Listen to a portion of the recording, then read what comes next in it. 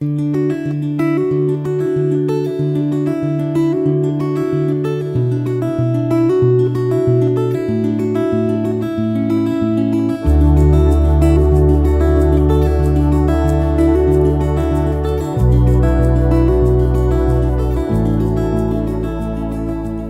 reading begins in Leviticus, chapter 22, starting in verse 17. The Lord spoke to Moses, saying, "Speak to Aaron and to his sons, and to all the children of Israel, and say to them, whoever is of the house of Israel, or of the foreigners in Israel, who offers his offering, whether it is any of their vows or any of their free will offerings, which they offer to the Lord for a burnt offering, that you may be accepted, you shall offer a male without defect, of the bulls, of the sheep, or of the goats. But you shall not offer whatever has a defect, for it shall not be acceptable for you. Whoever offers a sacrifice of peace offerings to the Lord to accomplish a vow, or for a free will offering of the herd or of the flock, it shall be perfect to be accepted. It shall have no defect.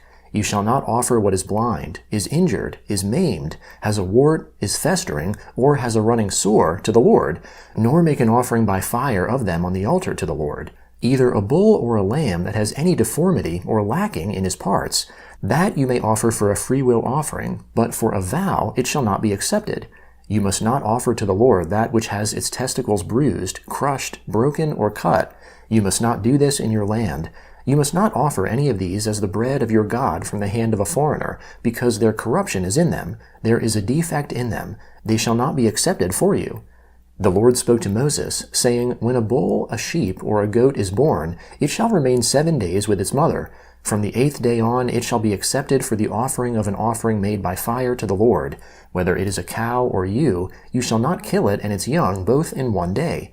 When you sacrifice a sacrifice of thanksgiving to the Lord, you shall sacrifice it so that you may be accepted. It shall be eaten on the same day. You shall leave none of it until the morning. I am the Lord. Therefore you shall keep my commandments and do them. I am the Lord. You shall not profane my holy name, but I will be made holy amongst the children of Israel.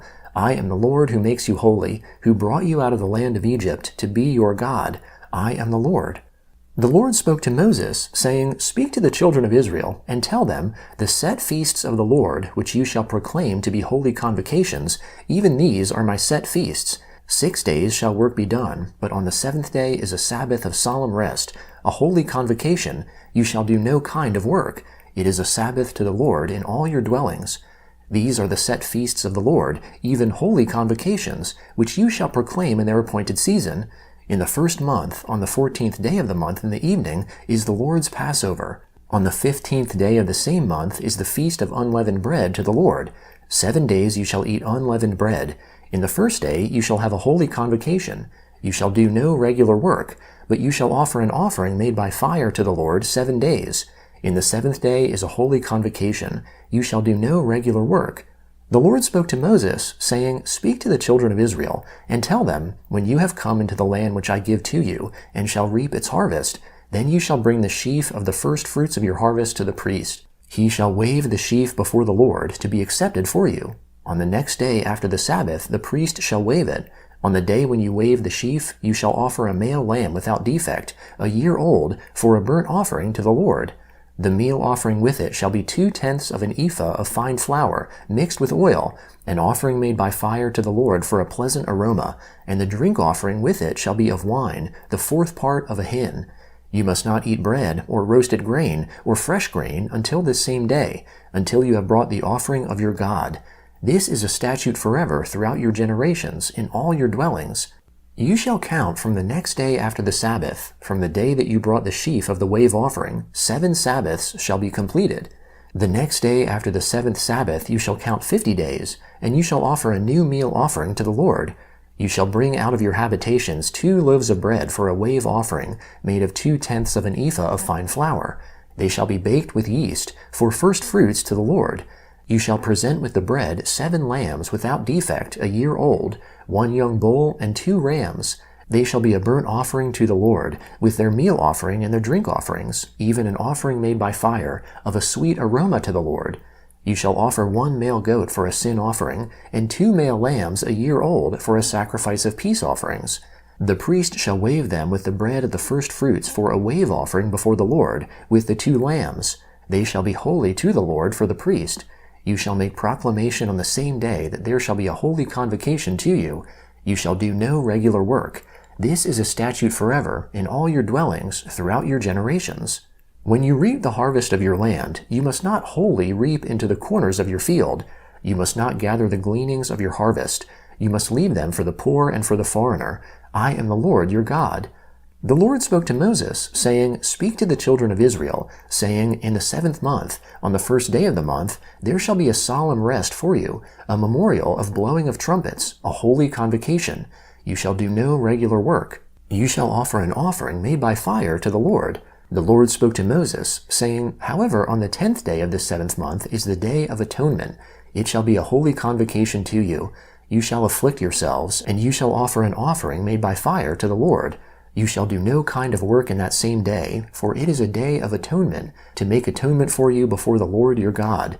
For whoever it is who shall not deny himself in that same day shall be cut off from his people. Whoever does any kind of work in that same day, I will destroy that person from amongst his people. You shall do no kind of work. It is a statute forever throughout your generations in all your dwellings. It shall be a Sabbath of solemn rest for you, and you shall deny yourselves. In the 9th day of the month at evening, from evening to evening, you shall keep your Sabbath. The Lord spoke to Moses, saying, Speak to the children of Israel, and say, On the 15th day of this 7th month is the Feast of Booths, for 7 days to the Lord. On the 1st day shall be a holy convocation. You shall do no regular work. 7 days you shall offer an offering made by fire to the Lord. On the 8th day shall be a holy convocation to you. You shall offer an offering made by fire to the Lord. It is a solemn assembly. You shall do no regular work. These are the appointed feasts of the Lord, which you shall proclaim to be holy convocations, to offer an offering made by fire to the Lord, a burnt offering, a meal offering, a sacrifice, and drink offerings, each on its own day, in addition to the Sabbaths of the Lord, and in addition to your gifts, and in addition to all your vows, and in addition to all your freewill offerings, which you give to the Lord. So on the 15th day of the 7th month, when you have gathered in the fruits of the land, you shall keep the feast of the Lord 7 days. On the 1st day shall be a solemn rest, and on the 8th day shall be a solemn rest. You shall take on the 1st day the fruit of majestic trees, branches of palm trees, and boughs of thick trees, and willows of the brook, and you shall rejoice before the Lord your God 7 days. You shall keep it as a feast to the Lord 7 days in the year. It is a statute forever throughout your generations. You shall keep it in the 7th month. You shall dwell in temporary shelters for 7 days. All who are native-born in Israel shall dwell in temporary shelters, that your generations may know that I made the children of Israel to dwell in temporary shelters when I brought them out of the land of Egypt. I am the Lord, your God. So Moses declared to the children of Israel the appointed feasts of the Lord. The Gospel of Mark, chapter 9, beginning in verse 30. They, that is, Jesus and his disciples, went out from there and passed through Galilee. He didn't want anyone to know it, for he was teaching his disciples, and said to them, The Son of Man is being handed over to the hands of men, and they will kill him, and when he is killed, on the 3rd day he will rise again. But they didn't understand the saying, and were afraid to ask him. He came to Capernaum, and when he was in the house, he asked them, What were you arguing amongst yourselves on the way? But they were silent, for they had disputed with one another on the way about who was the greatest. He sat down and called the 12, and he said to them, If any man wants to be first, he shall be last of all, and servant of all. He took a little child and set him in the middle of them.